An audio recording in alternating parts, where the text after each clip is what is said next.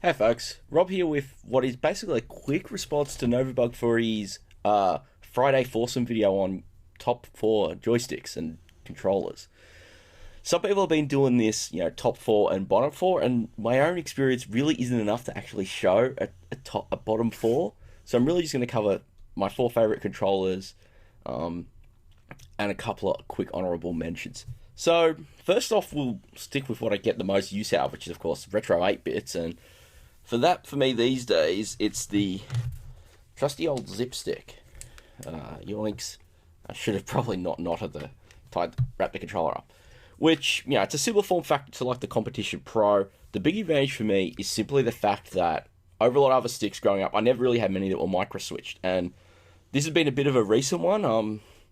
Simply because other joysticks back in the day I'd used, basically back in the day I pretty much relied on classic Atari 2600 sticks. And they're great, they're solid, they'll take a freaking beating. But they don't have auto fire. The fire is a bit tough, and maybe I don't know if that's memories now of how it was back then, or if, the mechanism for that fire button, springs or whatnot, are, gone a bit flaky over 20 years. But the zip stick is fully micro switched. It's got an auto fire. It's got a nice short travel distance. And for me, playing a lot of Twitch arcadey games, that works really well. It's a nice size to hold, and it's comfortable enough, and it's got the suckers to desk mount, which has been handy occasionally. And there's a couple of vids where it's come in handy where I've been recording, just be able to go mount and just hammer that fire button with my finger instead of my thumb. So that's my favorite 8-bit joystick. I use it on the 64, the Amiga, the Atari, all the 8-bit stuff these days. So number two is the first console pad that I really kind of fell in love with. My first modern-ish console was a GameCube. I never could afford a PS1, and at the time there weren't a lot of PS2 games that really tickled my fancy. And I could basically say the GameCube pad in its original form, or in this case the wireless Wavebird, is one of the pads that really clicked in terms of comfort. There's a lot of things I really like about it. For example, those triggers, the fingers sit really well because it's not like, say, the DualShock 3 where they're sort of slightly out there. Here they've got this nice sort of area that your fingers can sit in, and that's sort of, you can naturally find the position. And plus those serve as buttons because you bring them all the way to the extent.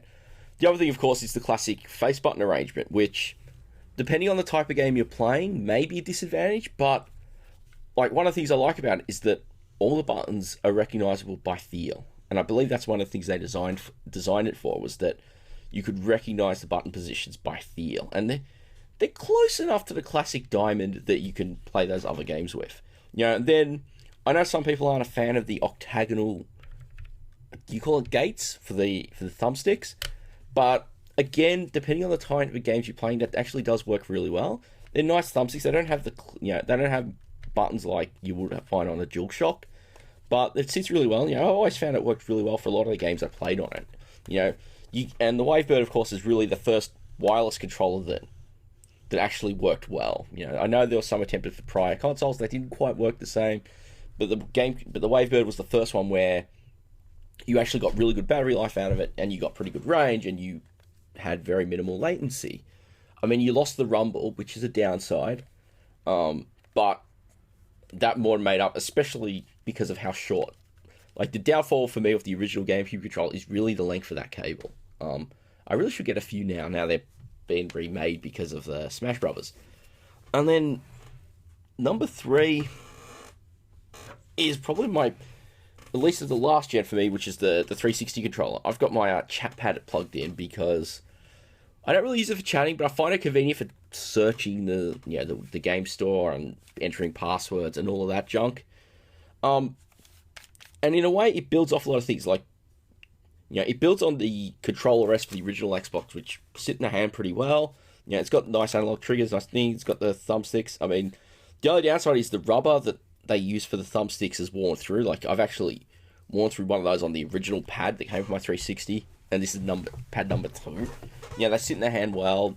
My only real complaint there is the D-pad, which is rubbish, and regretfully, I don't have any of the the special controllers that have the transforming D-pad where you can spin the disc around and it clicks up. But it's it's solid. It fits in a hand well. Everything's nice. It's nice and colourful. I don't like on the later edition controllers where they got rid of the 4 coloured buttons and they just made them accents like that. It sits in a hand well. I'm sort of indifferent on the. I kind of, to be honest, I kind of prefer the asymmetrical layout like the Xbox uses, the GameCube uses, over the setup the PlayStation uses, just because it's a little more annoying for that left thumb. I just find it a little straining a little more.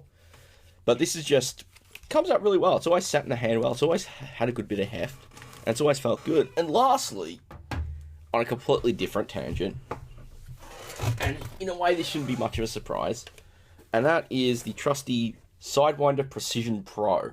This thing is old school. I got this back in 2000. So yeah, it wasn't the first flight style joystick I bought. It was the first one I put a good bit of money in. It was like, I paid $70 for this. The box is still around somewhere. And it's, I put a lot of time playing space combat games, flight games, even racing games with it on the PC. And it's one of these weird ones where you have the 15-pin connector, but it's not, you can't use this with DOS games. So it's like a digital signal or something over the game port, but it's also got the USB dongle. So I can even plug it into the Mac and use it for playing games through DOS box or whatnot with it. And it's an amazing experience. It's a good amount of travel for analog sticks. You've got the twist on the stick. You've also got the throttle dial. 8 buttons, a shift button, which if you use the Sidewinder software on Windows will let you do all crazy customization. A lot of really good, as a USB controller, all the software supports it, and it really sat in the hand really well. Like as you can see, it's really good solid stick. This is the standard version. There was of course an enhanced version that had force feedback, so it was a little chunkier, and it had the force feedback motors in there, so you could get the rumble while you were playing a game that used that. That was a bit out of my price range then, and this has worked so well for 15 years that I've seen no reason to want to upgrade. And I'm surprised with that. It's still a really solid stick that I do play occasionally. It's a little more compact than a HOTAS setup, which is something I do have, but I don't really get much use out of because of the size. But it's still an incredibly solid stick. So for honourable mentions, I'm just going to keep them really fast. So the first one for me would be honestly, as I kind of said, the Atari CX40. Again, it's a lot of nostalgia. I grew up with the thing. It's not the best stick out there. They do take a beating, which is always great. And of course, they the reason I don't use them nowadays is really because of the fire button.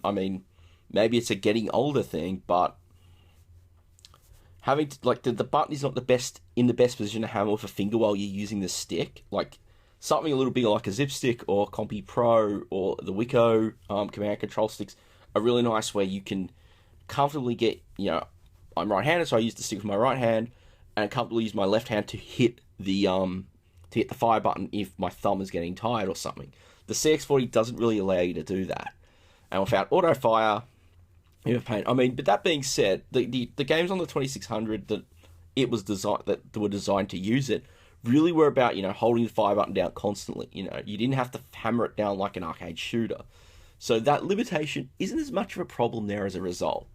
Secondly, so I do a lot of gaming on my Mac, and while I could use a 360 controller, with the wireless dongle, it's just a bit messy. You have to use custom drivers and a whole bunch of mess. So I've gravitated towards using PlayStation controllers. The DualShock 3 worked reasonably well. Wasn't too tricky to set up. And of course, with the PlayStation 4 and the DualShock 4, I've sort of moved over to that. I don't have a PS4 yet, but the big thing is I much prefer it over the DualShock 3, and it's sort of my de facto Mac gamepad because the D-pad is a much nicer D-pad. I was last night actually at I was out last night at a games bar and playing a bunch of Street Fighter 4. I forgot which edition on the PS3, and I just remembered going through, using that D-pad on the DualShock 3, how much it hurt my thumb afterwards. Whereas the one on the DualShock 4 is a lot nicer as a result. It's a lot nicer, it's a lot more compact, it's and it feels better in the hand. The thumbstick's a nice improvement. The triggers are much better. I mean, they're not Xbox caliber triggers, in my opinion, but they feel a little better, being that they actually do have a bit of a convex rather than a concave. They bend in rather than bend out. I think I may have got that wrong. And so it sits in the hand really nice. Because I'm only using on my Mac, the Mac drivers are just general USB drivers, so they don't use all the fancy features. You can't customize the light, you can't use the trackpad for anything. So, pardon me. So the trackpad and how annoying that is hasn't really affected anything. I have to admit, it's a bit of a backward step with where the start select buttons are as a result of fitting the trackpad in, but it's not the end of the world. And the last one, I'm going to go handheld, and as a sort of diversion from the DualShock 4, I'm going to say the PlayStation Vita. I tend to do a lot of handheld gaming just because of commutes and time pockets, and the relationship of the Vita to the DualShock 4 is like the PlayStation Portal with the DualShock 3. The D-pad is much nicer on the Vita. To be honest, I actually think it's better than the DualShock 4's. It's just a little more tight, a little more compact. The buttons are a little smaller, but they all fit well. The thumbsticks are great because they're small and they have really this low degree of travel. I sit and think, really, they work much better than like the nub that the PSP had, or the similar nubs that the 3DS has. Pardon me again. And I just think they find that really, I won't say much about the touchscreen, the rear touch, which are a bit over the top. Some good triggers, some good buttons. But yeah, that D-pad and those thumbsticks alone do make it worthwhile. I'm talking about the Model 1000 Vita. I don't know how much things changed with the 2000. I don't expect that. I know a couple of the start and select buttons changed, but I don't think the others did. But yeah, so that's pretty much that, Go check out I'll throw links to the original video, and if you're interested in doing a response film, I think you've got a week left. I would have done this earlier, but I had too much to do for the compo vids that went out this week. So anyway, thanks again for watching, and I'll catch you next time.